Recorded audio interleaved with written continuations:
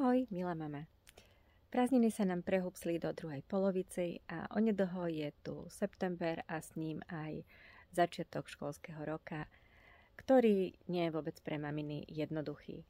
To ranné vstávanie, chystanie desiat, riešenie, na aké krúžky to moje dieťa má chodiť a prečo nechce chodiť na obedy, mám mu to umožniť, kedy robiť úlohy, keď sa vrátime zo školy alebo podvečer, ako tie decká nahnať do postele. No je toho ozaj veľa, čo jedna mamina potrebuje na začiatku školského roka zvládnuť.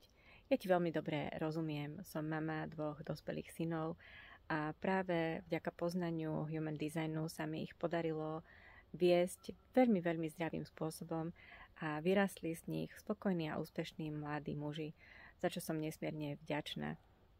Keďže to každé naše dieťatko je úplne jedinečné a nikto nám ten návod na ich fungovanie nedal a každá to chceme urobiť úplne úžasne a najlepšie, a tak nejak sa to aj očakáva, že to dáme, tak som práve pre teba pripravila niečo veľmi špeciálne a jedinečné. Rýchlo kurz Human Designu, ktorý ti umožní naozaj za 4 večery veľmi výrazne porozumieť tvojmu dieťatku, aby ten nový školský rok ste začali vo väčšej pohode, ľahkosti a radosti. Pozývam ťa, pridaj sa.